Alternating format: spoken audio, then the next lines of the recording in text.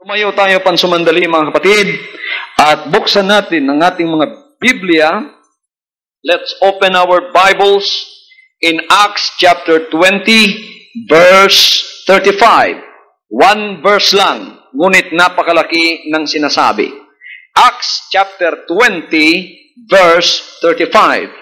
I have showed you all things, how that so laboring we ought to support the weak, and to remember the words of the Lord Jesus, how He said, it is more blessed to give than to receive. It is more blessed to give than to receive. Ang lahat ay magsabing, it is more blessed to give than to receive. Pagpalain kayo ng Panginoon at pagpalain kayong banal salita, makakaupo na kayo. Mga kapatid, sa oras na ito, ibig kong mangaral sa inyo at ang tema na aking dadalhin ay walang iba kundi ang power of sharing. I would like to talk and preach about a message that God has instilled upon my heart, and the title of this message is the power of sharing. We have read from Acts chapter 20, verse 35. This verse that Paul has said to the Christians that are following the Lord at that day is a verse that has a very deep spiritual meaning in the lives of the Christians then and in the lives of the Christians today. He said, I have showed you all things, how that so laboring you ought to support the weak, and to remember the words of the Lord Jesus, how He said, it is more blessed to give than to receive. You know, when we share of our lives to the Lord will also share His life with us. He is called Wonderful for nothing. The Lord's name has many, many titles. In Isaiah chapter 9 verse 6, the Lord is called the Mighty God, the Everlasting Father, the Prince of Peace. He is also called Wonderful. And you will lead a very wonderful life when the Lord's life is going to be shared by Him to you.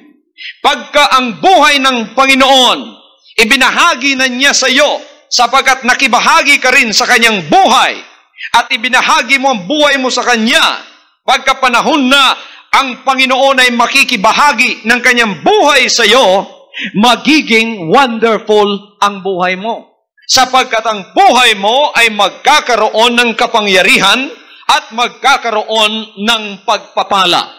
Pakatandaan ninyo ang dalawang bagay na yan. When the Lord's life is shared to you, you will have power, first of all, and then you will have plenty of blessings. Sinabi ng John chapter 3:15, God, the greatest God, gave Himself. He shared Himself by means of this verse that says, for God so loved the world that He gave His only begotten Son, that whosoever believeth in Him shall not perish, but shall have everlasting life. For God so loved the world that He gave.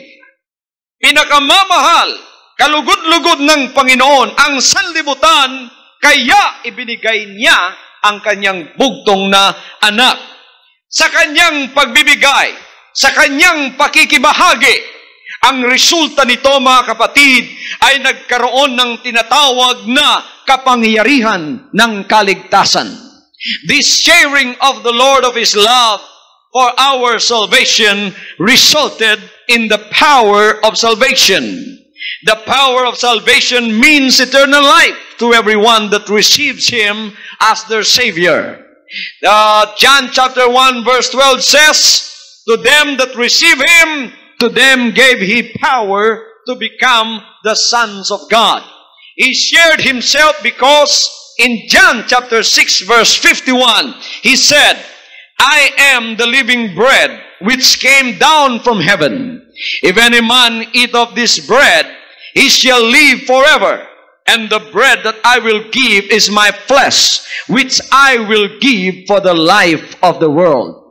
Ang Juan 6:51, mga kapatid, sinasabi, ako ang buhay na tinapay na nanaog mula sa langit, na kung merong taong kakain sa tinapay na ito, siya ay magkakaroon ng buhay na walang hanggan. At ang tinapay na aking ibibigay ay ang aking laman na aking ibibigay para sa buhay ng buong sanlibutan. Ang tinapay dito, ang ibig sabihin, ay ang mga salita ng Diyos. Sabagat sinabi niya sa John 6:63, ang mga salitang sinasabi ko sa inyo ay spirito at katotohanan. Ang mga tinapay na binibigay ng Panginoon ay nagbibigay ng buhay. Ang tinapay nating kinakain ay nagbibigay ng buhay, kahit hindi buhay na walang hanggan. Ang kaning kinakain natin ay nagdudugtong ng ating buhay bawat araw. Ngunit, ang mga salita ng Diyos na ating kakainin ay hindi lamang pang 20 taon. Iyan ay pangbuhay na walang hanggan. Pagka kinain natin yan, magbibigay ng espiritu at ng buhay. Now, the Lord shared this bread, which are His words, and the result are countless millions of people who will receive eternal life because of this bread. He shared His life, and this resulted in the power of salvation. Power of salvation was given to us. Kung hindi pa sa kapangyarihan ng kaligtasan, hindi kayo makakalapit sa oras na ito upang makinig ng salita ng Diyos at kumain ng mga salitang ito at tudugtungan ang inyong buhay, hindi lamang sa physical, kundi ang karugtong ng inyong buhay ay buhay na walang hanggan. Kaya bumabalik-balik tayo, mga kapatid, at wala ng pagkagutom sa atin, sabagat alam natin na ang tinapay na yan ay hindi tinapay na kinakain ng ating physical, kundi yan ay tinapay na kinakain ng ating kaluluwa, at yan ay nagbibigay ng buhay sa ating mga kaluluwa. Look at the power of salvation. The power of salvation came to us, and I am one of those that received this, including my family. Tinanggap namin ito. May mga tao, mga kapatid, na galing sa ibang bansa, sinyer nila o binahagi nila ang mga tinapay ng salita ng Diyos. Isa ako sa nakakain nito, mga kapatid, at ngayon ay nabuhay sa harap ng Diyos. Ang kaluluwa ko ay nagkaroon ng buhay. At kaya ako at ang buong pamilya ko ay niligtas sa kadena at tali ng kasalanan. We were saved from the bondage of religion, the bondage of sin, and the bondage of tradition. At ngayon nakikita natin na ang kapangyarihan ng kaligtasang yan ay nagbibigay din ng kapangyarihan ng kagalingan para sa ating mga katawan. Kaya pag tinanggap mo yan, doble ang tama sa iyo. Mabubuhay ang kaluluwa mo at pagpapalain at pagagalingin ang iyong katawang may sakit. Tingnan ninyo, mga kapatid, ang kapangyarihan ng pakikibahagi. Look at this little boy who shared his lunch when the multitudes or the throng of people that were blessed by the ministry of the Lord were following him. Tingnan natin, mga kapatid, sa ating mga banal na aklat, ang istorya dito sa John chapter 6 verses 9 to 11. Sinasabi rito sa John chapter 6 verses 9 to 11 ang ganito: There is a lad here which have 5 barley loaves and 2 small fishes, but what are they among so many? And Jesus said, Make the men sit down. Now there was much grass in the place, so the men sat down in number about 5,000. And Jesus took the loaves, and when he had given thanks, he distributed to the disciples, and the disciples to them that were set down, and likewise of the fishes, as much as they would. When they were filled, he said unto his disciples, gather up the fragments that remain, that nothing be lost. Nakita natin dito ang istorya ng napakaraming mga tao, mga kapatid na sumusunod sa ating Panginoon. Galing siya doon sa dagat ng Galilea. Pagkatapos pumunta siya sa dagat ng Tiberias. Napakaraming pulutong ng tao. Nakakita ng mga milagrong ginagawa ng Panginoon. Kung paanong ang mga may sakit ay pinagagaling. At pagkatapos ang Panginoon ay pumunta sa isang mataas na bundok at umupo kasama ng kanyang mga disipulos. At pagkatapos, mga kapatid, tiningnan ng Panginoon ang naroroon sa baba. Napakarami palang taong sumusunod sa Kanya. At pagkatapos, nakita niyang sila'y gutom na. At sinabi niya ng Panginoon, saan tayo kukuha ng tinapay na ipakakain sa mga taong ito? Ito ay sinabi niya upang subukan ang mga apostoles. Sapagat sinabi ng Biblia sa verse 6, alam niya kung ano ang kanyang gagawin. Sabi ni Philip, kahit 200 pennyworth of bread, sabi niya, hindi pa sapat sa mga taong sumusunod upang silang lahat ay mabusog. Ngunit sinabi naman ni Simon, na kapatid ni Pedro, Panginoon, merong bata rito, meron siyang 2 isda at 5 tinapay, at ito ang aming nakita. Ngunit, ano lang ang 2 isda at 5 tinapay sa pulutong ng lumalapit sa iyo? At sinabi ng Panginoon, mga kapatid, dalhin ninyo rito ang pagkain ng batang yan. Sipin na lang ninyo, mga kapatid. Kinuha ng Panginoon yon. Dinala ang batang yon at hindi siya naging maramot. Kinuha ng Panginoon ang kanyang pagkain. Pananghalian siguro niya yon. 2 isda at 5 tinapay. Kinuha niya. At pagkatapos sinabi ng Panginoon na paupuin ng mga lalaki. Napakarami ng damo. Pinaupo sila sa mga damuhan. At nang sila'y naupo na, may mga 5,000 lalaki lang yon. Sabagat sa pagbibilang ng Hudyo, pagka Hudyo ay nagbibilang, hindi binibilang yung babae at hindi binibilang yung mga bata. Ang binibilang mga lalaki lang. Kaya, binilang lalaki 5,000. Kung 5,000, mga kapatid, siguro may mga 7,000 pang hindi nabilang. So lahat yung kakain. There were about 12,000 people there, and they were all staring at the Lord, and they were hungry. And so, this boy's lunch was given to the Lord. And Jesus took the loaves. And when he had given thanks, he distributed to the disciples. And the disciples to them that were set down. And likewise of the fishes as much as they would. Mga kapatid, nang kinuha na yon, pinasalamatan ng Panginoon. Sabi niya sa kanyang 12 disciples, kumuha kayo ng sisidlan at ito ay i-divide ko sa inyo. Kaya i-divide niya ang 2 isda at 5 tinapay sa 12. 5 divided by 12. Ilan? 2 divided by 12. Ilan? 2 isda divided by 12. Ilan? Hindi yata kayo nag-aaral ng mathematics ninyo, 6. Kaya mga kapatid, 12 sila. Sa 12, pinaghati-hati yung 6. Naging 12. Okay. Yung isda ang 2, hatiin mo yon mga kapatid ng 6. Saan mo banda puputulin?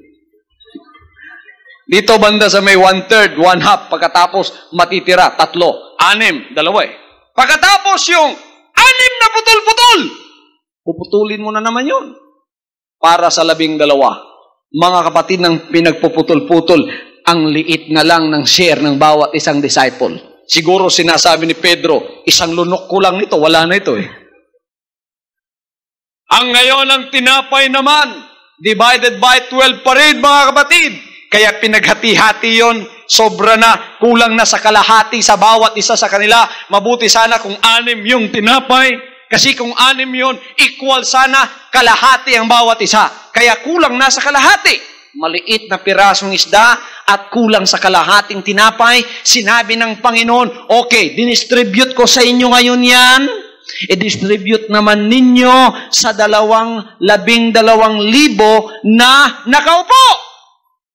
Kung kayo ay disipulo ng Panginoon, anong gagawin ninyo? Mga kapatid, ito ang gagawin ko kung ako ay disipulo ng Panginoon. Isang halimbawa, ako si Pedro. Ito ang share ko. Isang maliit na pirasong isda at kulang sa kalahating tinapay. Narito sa kamay ko. Biro mo, 5,000 pakakainin mo. Ay 5,000 divided by 12. Ilan? Tag-ilang thousand sila roon, mga kapatid. Kaya maliit muna ang ibibigay ko sa una. Ngunit nagtaka ang mga apostoles nang ipinamahagi na nila bawat kurutin nila sa isda, mga kapatid. Lumampas na ang 10 tao, lumampas na ang 20 tao, lumampas na ang 20, lumampas na ang 30. Bawat kurot nila, meron pa rin isda. Bawat kurot nila, nakikita nila yung buto ng isda na share nila. Akala nila wala na. Nang kurutin na naman, meron pa rin. Yung tinapay, ganun pa rin. Mga kapatid, ano ang ibig sabihin nito? Now, what triggered this miracle? The boy sharing his lunch resulted in what we call the power or the miracle of multiplication, which is the secret of the miracle of plenty. When we have something for the Lord, it seems to be nothing when we give it to the hands of the one that created the heavens and the earth. It seems nothing when it is in the hands of the one that made and turned the water into wine. It seems nothing for the one that made the fish, that made all of those that you can see here on the earth and there in the heavens. It seems nothing to him because he is so powerful. But this boy sharing his lunch that resulted in this miracle triggered the miracle of multiplication. Ito ang sikreto ng pagpaparami, ang power of multiplication. What is the power of multiplication? The power of multiplication is a miracle. It is an act of the Spirit of God beyond the natural to prove to us that whatever things we share and give to the hands of the Lord, no matter how small or meager, can in a miraculous way be multiplied several thousand times for our own benefit and blessings. Not only for our own benefit, but for the benefit of many people that wants to follow the Lord. Ano man kaliit ang bagay, mga kapatid, pagka ibinigay natin sa kamay ng Panginoon at ito'y sinserong ibinigay natin, gagawa ang kapangyarihan ng Espiritu ng Diyos na sobra pa sa ating inaasahan upang patotohanan na kahit gaano kalit na bagay na ibigay natin sa kanyang kamay, ito ay pagpapalain ng Panginoon. At sa pamamagitan ng maliit na ito, gagawa siya ng milagro na marami ang pagpapalain. Hallelujah! You know, in this ministry, we have done it before, and we are still doing it now. To give and share to preachers, to members, to those that are poor, and the Christians that wants to come to us in the Philippines, in Davao, in Mindanao, in Luzon. All of these people that comes to us for help, we in many ways are helping them. Many times the financial help that we give is money to pay for our own bills and for our own groceries. But never once did the Lord fail to bless us. Oh, hallelujah! And more than that, He supplied our needs more than what we have expected. Alam ninyo, sa ministering ito, mga kapatid, Sinabi ng Panginoon, huwag na nating sabihin kung ano ang ginagawa ng ating kaliwang kamay. Huwag na nating sabihin ang ginagawa ng ating kanang kamay. Ngunit sa ministring ito, mga kapatid, napakarami ng lumalapit upang humingi ng tulong. Napakarami ng mga lumalapit na mga kapatiran natin na hindi natin kilala kung minsan. Ngunit sila ay dukha at kinakailangan nila ang tulong. Maraming panahon, ang tulong na kung minsan ay ibinibigay sa kanila at natagpuan nila sa bahay, ay kung minsan lumalapit sila, yung perang naroon kung minsan ay pambahay ng arkila ng bahay. Pambayad ng arkila ng bahay. Kung minsan pambili ng bigas ng worker. Kung minsan, mga kapatid, ay pambayad sa television. Nagkataon na may mga anak ng Diyos na lumalapit at walang mapagkunan upang itulong sa kanila. Kinukuha ko minsan ang budget ng pagkain ng worker. Kaya imbes na rice ang mabibili sa worker, memo na lang, memorize. Hallelujah! Binibigay doon sa mga nangangailangan. Ngunit ano ang ginawa ng Panginoon pagkatapos? Ni minsan, walang tinulungan, mga kapatid, ang kamay ng ministring ito na hindi ibinalik ng Panginoon sa amin, sobra pa sa aming inaasahan. Hallelujah! Bakit? Sapagkat anuman kaliit ang ating ibigay sa pagtulong sa ating kapwa na ginagawa natin para sa Panginoon at tinutugon natin ang kanyang mga utos, sinusunod natin. Ito, mga kapatid, ay ang magpapakilos sa kapangyarihan ng Panginoon sa tinatawag na power of multiplication. Kaya may sinabi siya sa banal na kasulatan. Ang sinabi niya, merong iba na hasik ng hasik, napakarami naman ang bumabalik. Meron namang iba, kahit na yung tinatanim, ihahasik sana, kinakain, nawawala pa rin. Natural pala, mga kapatid, ang law na yon, ang batas na yon. Isang natural law at isa ring spiritual law. Sino rito ang farmer sa inyo? Wala ba? Ngunit alam ninyo ang laws of farming and husbandry. Pagka kayo ay nag-aararo, handang-handa na ang parang ninyo, anong gagawin ninyo? Magtatanim, di ba? Ilan kung minsan ay tatanim nyo, ayon sa kalaki ng lupa yung sinasaka ninyo. Kung minsan isang sako, mga kapatid, yung isang sakong yun, huwag mo nang paginitan yun. Sabagat pagka napaginitan mo yun at kinain mo, wala ka nang itatanim. Pag kayo na inihasik mo, hindi mo nga nakain, nawala sa kamay mo, nawala sa bahay mo. Yun pala'y babalik sa iyo. Sobra pa sa inaasahan mo. Hallelujah! Bakit? Sabagat yan ay isang batas ng Panginoon. At yan, mga kapatid, ay susi ng tinatawag na kapangyarihan ng pagpaparami. Sinong gustong magparami dito? Nako, dumami sana ang pagpapala ko.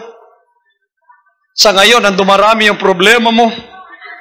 Ang dami kong problema. Sana, mga kapatid, mabaligtad yung testimony yun at sasabihin mo, dami kong pagpapala. Angkinin natin yon. Ano, mga kapatid, ang susi ng karami ng pagpapala? The power of sharing. Kung isang halimbawa, sinubukan ka ng Panginoon upang pagpalain ka. Lumapit sa iyo ang Panginoon sa pamamagitan ng pangangailangan. Ang pangangailangan yon, mga kapatid, ay ang Panginoon pala. At ang mukha ng lumapit sa iyo ay isang dukha na kapatid mo. Pagkatapos, mga kapatid, nagpatulong siya sa iyo. Tiningnan mo ang dapat mong may tulong sa kanya. Wala naman akong budget para sa ministry to the poor. Budget ko para sa bahay, para sa ilaw, para sa tubig, para sa pagkain namin. Pagka binigay kong isa rito, wala na akong pambayad ng ilaw, puputulan ako. Wala na akong pambayad ng tubig, puputulan ako. Sinusubukan ka ng Panginoon. Nang sinubukan ka, kinuha mo, ibinigay mo yon sa kamay ng mga nangangailangan. Kamay pala ng Panginoon yon. Hindi mo pala alam, minamahal ka ng Panginoon sapagkat ang kamay na yon ay kamay pala niya at yun pala ginawa mo ay susi upang ang kapangyarihan ng pagpaparami ay mangyayari na sa buhay mo. Kaya gustuhin mo man o ayaw mo man, mga kapatid, ang kapangyarihan ng pagpaparami ay mangyayari sa buhay mo. I have experienced this in my ministry for 22 years. The Lord has never failed us. He blessed us more than our needs. The power of multiplication happens when we share and give to the Lord what we have for the needs of others. Sa pangangailangan ng iba, pagka binibigay natin yan at ginagawa natin para sa Panginoon, ang kapangyarihang ito ay kikilos sa ating mga pamumuhay. Now look at another example of this power of multiplication in the life of a widow of Zarephath who shared her only available food. The widow of Zarephath in 1 Kings chapter 17. Kung meron kayong banal na aklat, mga kapatid, tingnan natin sa 1 Kings chapter 17 verses 10 to 16. Ano ang sinasabi rito? So he arose and went to Zarephath, and when he came to the gate of the city, behold, the widow woman was there gathering of sticks. And he called to her and said, Fetch me, I pray thee, a little water in a vessel, that I may drink. And as she was going to fetch it, he called to her and said, Bring me, I pray thee, a morsel of bread in thine hand.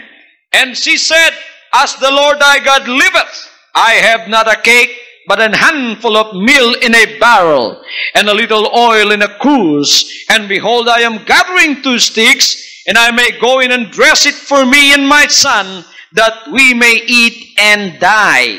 And Elijah said unto her, Fear not, go and do as thou hast said, but make me thereof a little cake first, and bring it unto me, and after make for thee and for thy son.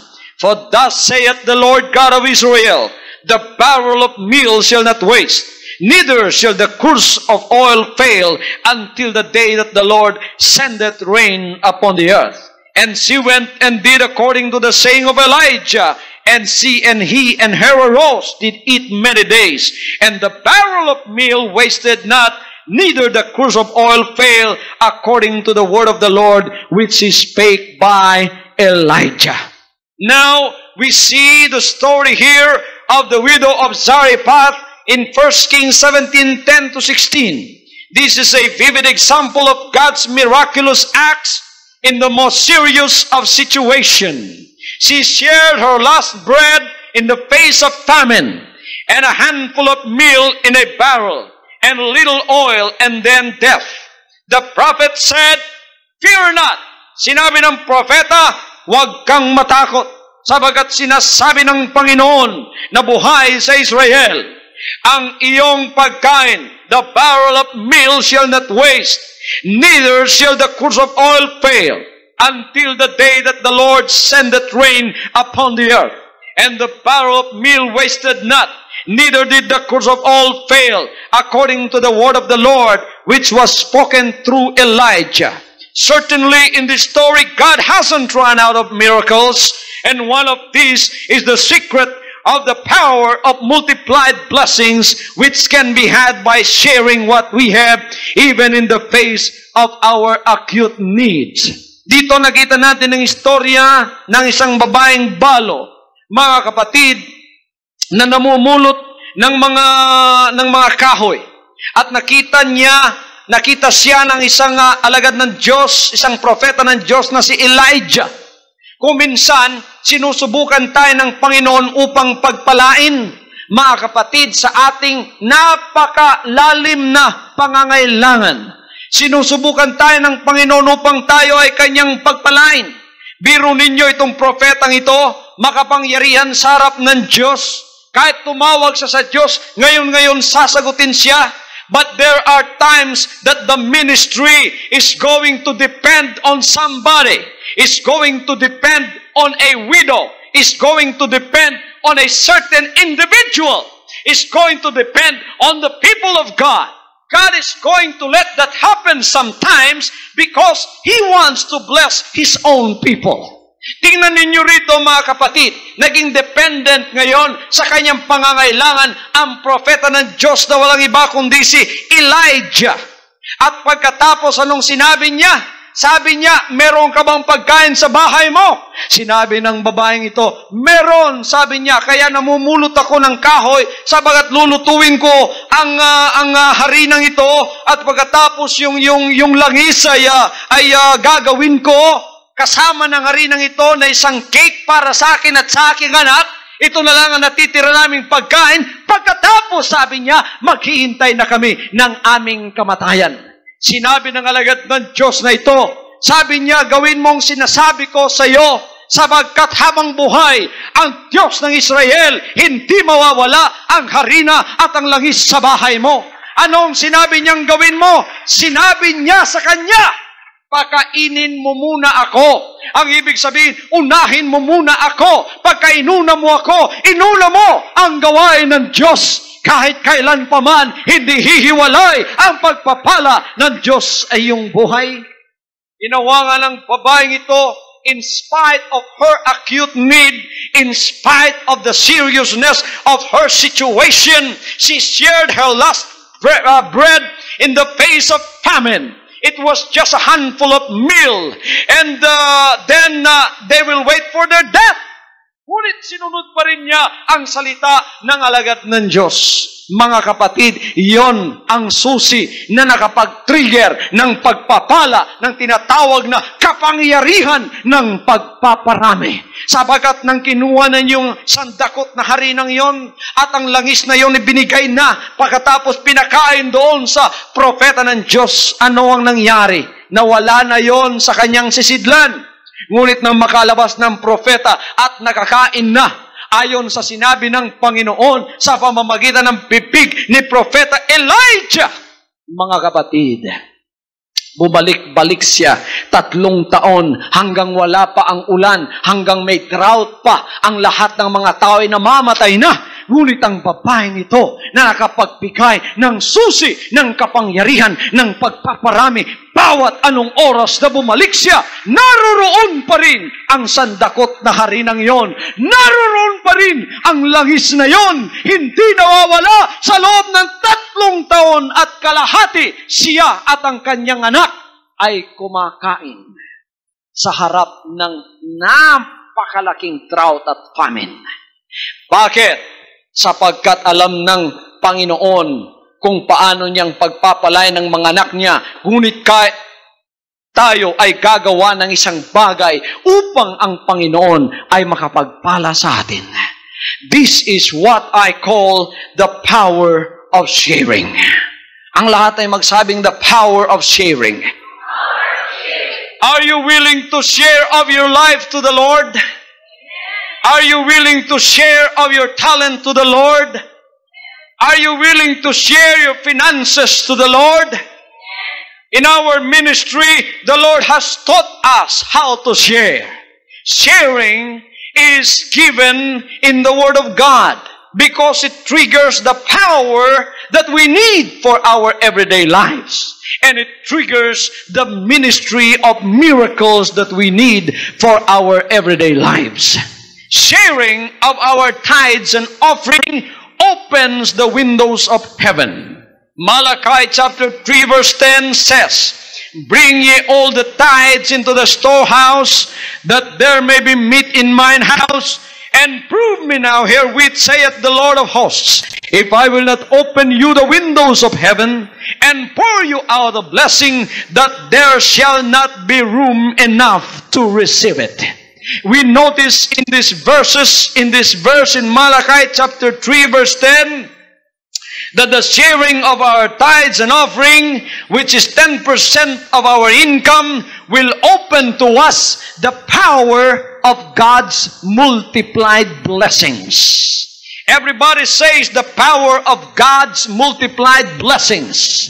Ang sharing o ang pakikibahagi ng ating financial sa Panginoon na tinatawag na ikapu at mga handog ay ang susi upang ang pagpapala at kapangyarihan ng pagpapala ng Panginoon ay bubuhos sa ating mga buhay. Ang Malakay chapter 3 verse 10 ay isang napakalaking paghamon upang subukan ang Diyos. Now, there is no chapter or verse in the scripture in which God told the people to challenge Him. This is one verse in which God said, "Try me." That is a challenge for everyone that wants to follow the Lord. Tayo ba dito, mga kapatid, pinapractice natin ang power of sharing sa pamamagitan ng ating tithes and offering? Ngayon ang amen natin, Sinasabi ng iba, Pastor, ang tithes is Old Testament. Ngayon ay New Testament na, Pastor. Kaya wala ng tithes ngayon. Offering na lang. Alam ninyo ang sinabi ng Malakay chapter 3 verse 10? Your tithes and offering. Sinabi mo, Old Testament ang tithes at nagbibigay ka offering na lang ngayon, hindi mo ba alam kasama rin ang offering doon? Ang ibig sabihin kung hindi ka na nagbibigay ng tithes ngayon, dahil New Testament na, huwag ka na rin magbigay ng offering. Whether it is from the Old Testament or the New Testament, it is still in effect today when it has something to do with your blessings. I don't care if it is from the Old Testament or the New Testament, as long as it is in effect, is still today for our blessings, we will follow that. Ano ang tema at punto ng Malakay chapter 3 verse 10? Upang tayo ay pagpalain. Sinabi niya, subukan ninyo ako pagkatapos na ibigay ninyo ang tithes and offering ninyo, kundi ba bubuksan ko ang mga bintana at mga pintuan ng langit at bubuhusan ko kayo ng pagpapala na wala ng silid na kalalagyan pa. Sinungaling ba Diyos? Sinungaling ba siya? I don't care kung Old Testament yan. Ang sa Old Testament, ang na-phase out, ceremonial laws lamang. Ngunit ang mga moral laws ng Diyos, lalong-lalo na sa pagpapala, hindi pa na-phase out yan. Hanggang ngayon, nagpapatuloy yan.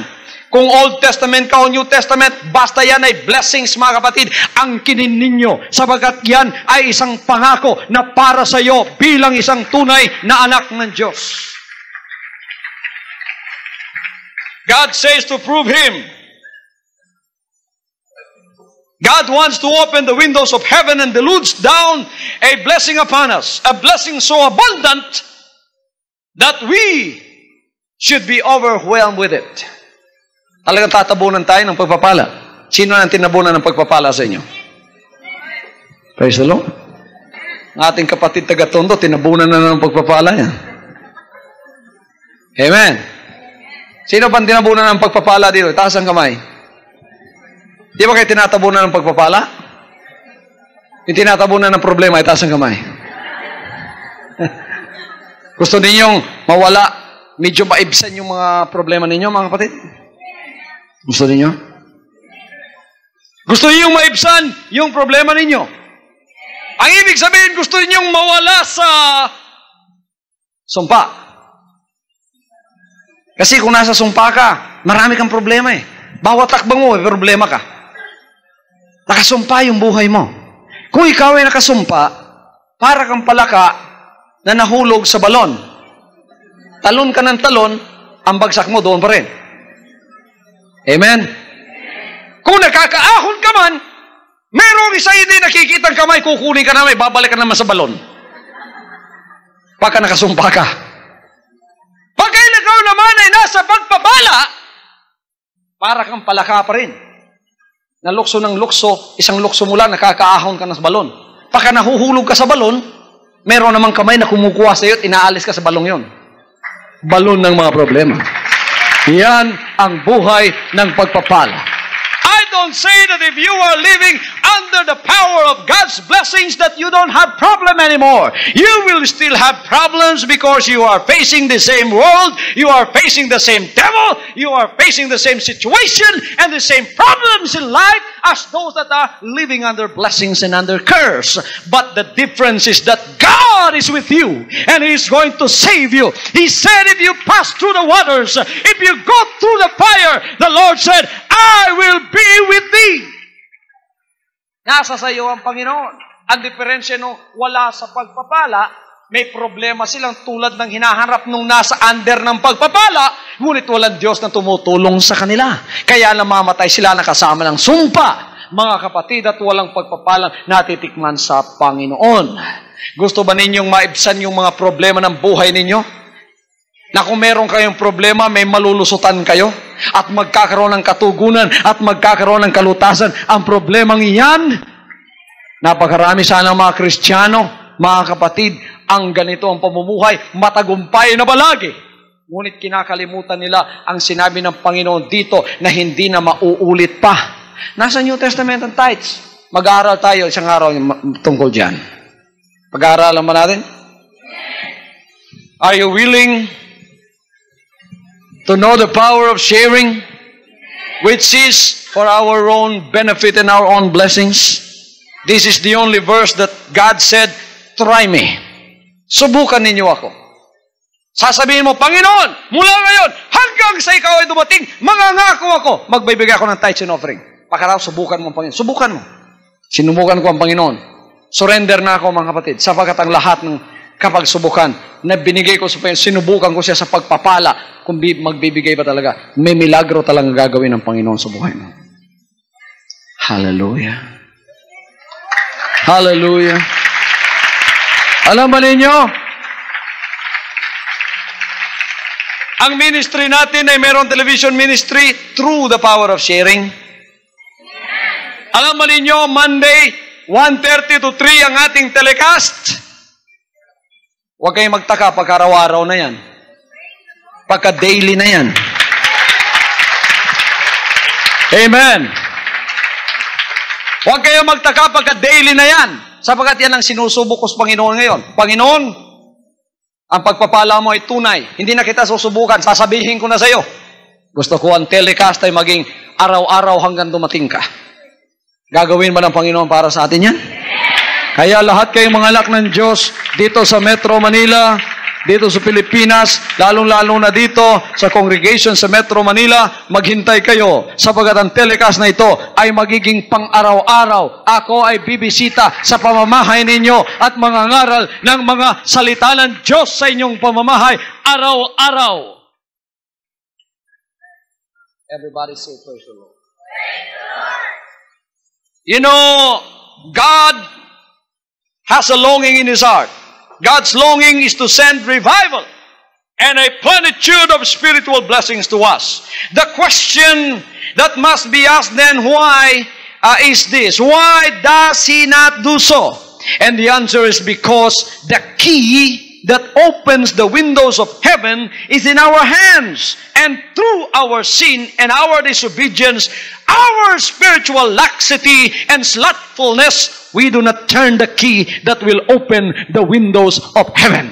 Hawak-hawak mo na ang susi upang magbukas ng pagpapala ng pintuan ng langit.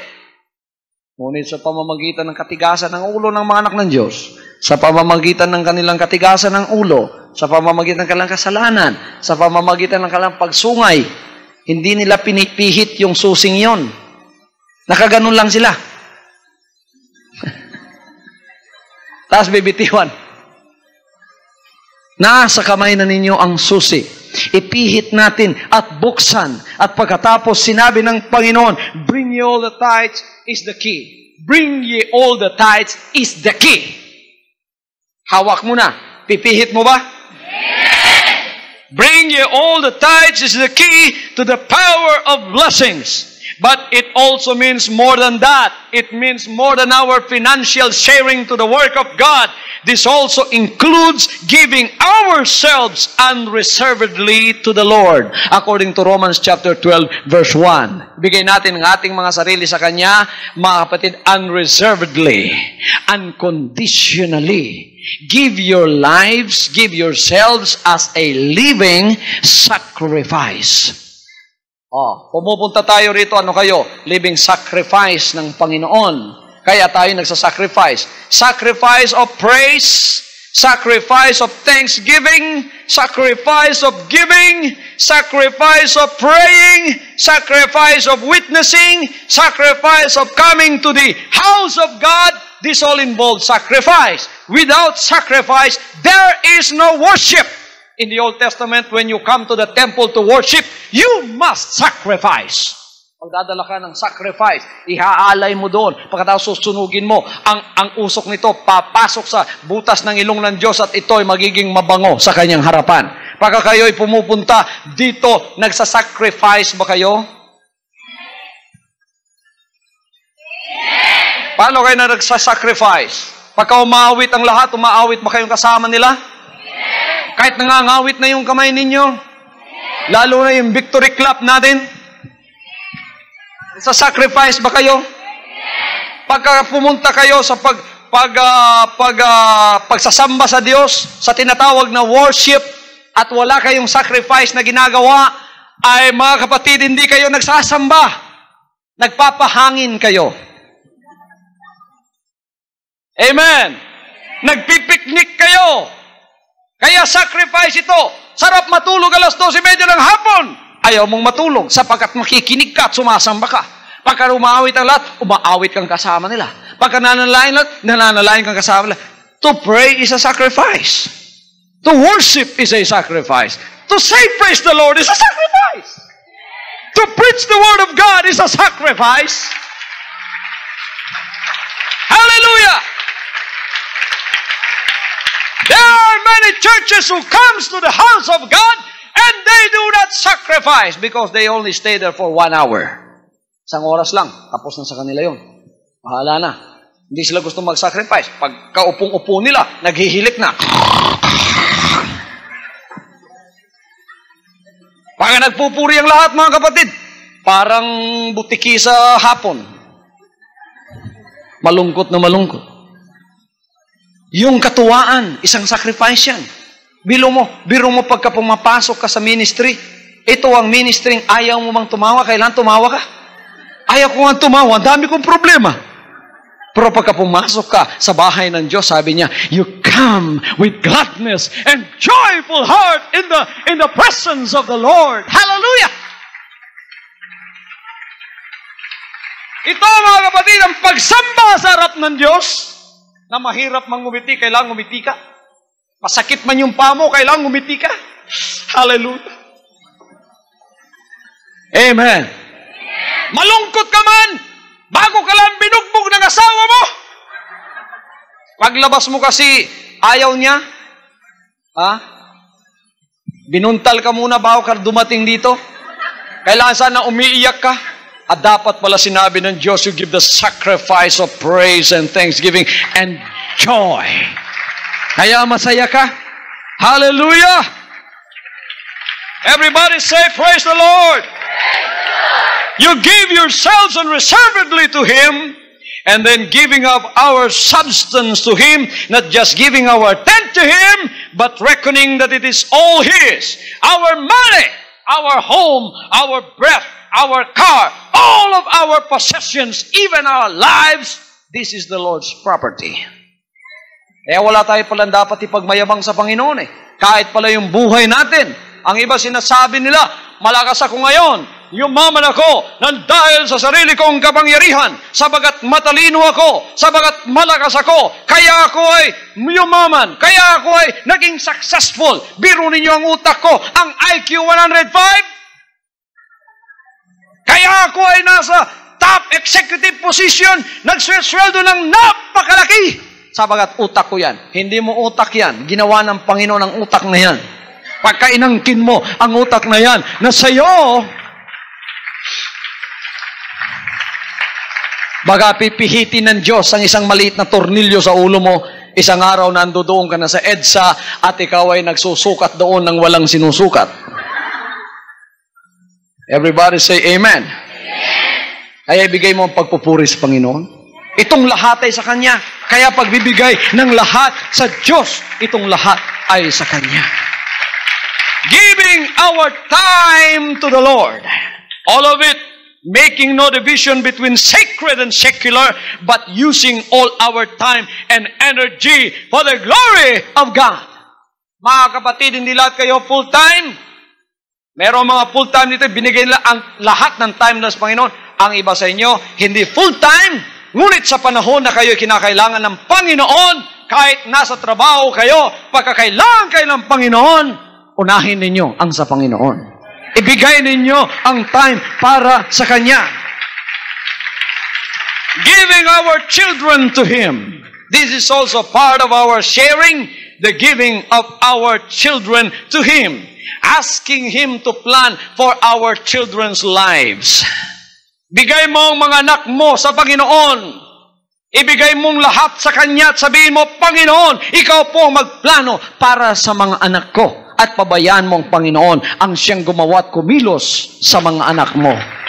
Mga magulang, bibigay ba ninyo ang mga anak ninyo sa Kanya? Gagalit yata yung mga magulang nung sinabi ng mga anak nilang full time na ako. Huwag kang mag full time. Bigay ninyo sa Panginoon ang lahat. At siya ang magplano sa kapangyarihan niya kung anong gagawin niya sa mga anak mo.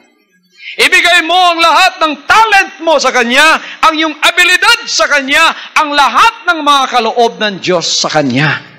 Napakarami sa inyo rito marunong umawit. Ayaw umawit dahil nahihiya raw. Mayroong marami sa inyo mga kapatid may abilidad sa music.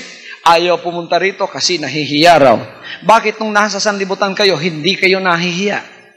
Nasusuka nga kayo sa mga baro ninyo, sa mga pantalon ninyo, hindi kayo nahihiya. Umaawit kayo para sa sanlibutan, hindi kayo nahihiya. Mga kapatid, kung meron tayong abilidad na magagamit ng Panginoon, ipagamit natin sa Kanya ngayon.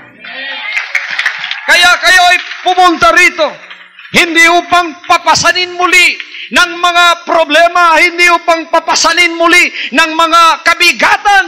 Kayo ay tinanggap ng Panginoon at iniligtas upang kayo ay bigyang kagalakan. Upang kayo ay gawing tunay niyang anak, upang kayo ay mapuno ng pag-ibig ng Panginoon, na kung hinaharap man ninyo ang sanlibutan ito, na narito pa rin ang demonyo, narito pa rin ang diablo, hindi na ninyo siya napapansin sapagat napakalaki ng pagpapalang tinanggap ninyo sa Panginoon. Spiritual, financial, material, physical, tinanggap ninyong lahat ito. Oh, what power!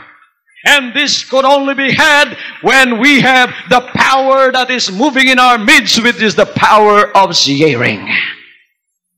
The power of sharing. Will we share to God our everything? Tulad ng isang bata, tulad ng isang balo, i-share ba natin sa Panginoon ang ating time? I-share ba natin ang ating katuwaan at kagalakan? Praise the Lord. Hallelujah. Kung meron tayong tagumpay, panahon na ito ng sharing. Kaya i-open na natin ang television ministry for testimonies.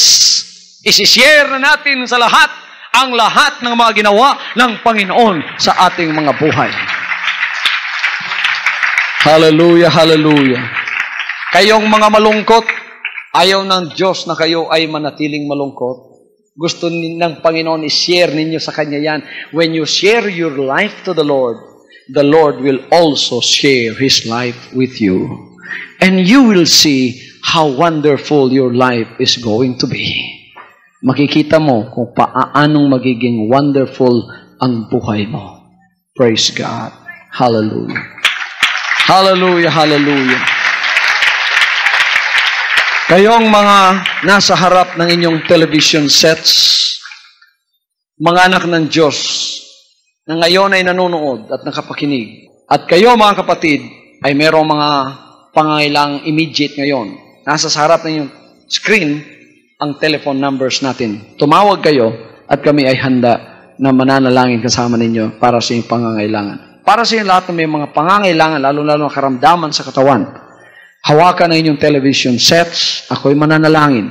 Ang kinin mo, ang isang milagro, mangyayari sa iyo sa oras na ito. Kasama ng buong kongregasyon dito ngayon, mananalangin ako sa inyo na nasa harap na inyong television sets.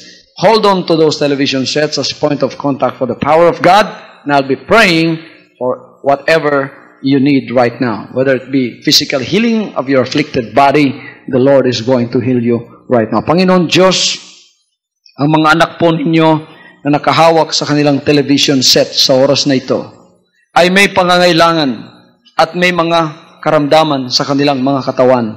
Meron po ditong may karamdaman sa kanyang katawan. Panginoon, habang nakahawak siya, kayo po nakakaalam sa karamdamang ito. By the power of the gift of the word of knowledge, this brother right now is having a terrible pain on his back. He don't know what, but this pain is giving him pain that he cannot bear anymore. Napakasakit ng kanyang dinarama sa kanyang likod at hindi na po niya makayanan. Ngayong oras na ito, nakikiusap kayo sa kanya, Panginoon, ang kagalingan ay pasa sa kanya sa oras na ito. In the name of Jesus Christ, be healed right now. In Jesus' name. Ikaw na kapatid na naririto ngayon at meron kang pangangailangan sa problema ng buhay mo at meron kang karamdaman sa katawan, ano man ang karamdamang yan, habang naghawak ka sa television set mo, kung ito'y karamdaman sa ulo, sa dibdib, sa tiyan, sa paa, sa kamay, sa baywang, sa loob at labas ng katawan, paggagalingin ka ng Panginoon sa oras na ito. In the name of Jesus Christ, receive your healing right now. In Jesus' name. Ikaw na may problema, kung ano man ang problema mo, iyan ay binigyan na ng kalutasan ng Panginoon. Ikaw na naghanap ng kaligtasan, ang daan ng kaligtasan ay makikita mo sapagkat ipinakikita na ng Panginoon sa iyo sa oras na ito. In Jesus' name. In Jesus' name. Amen and amen.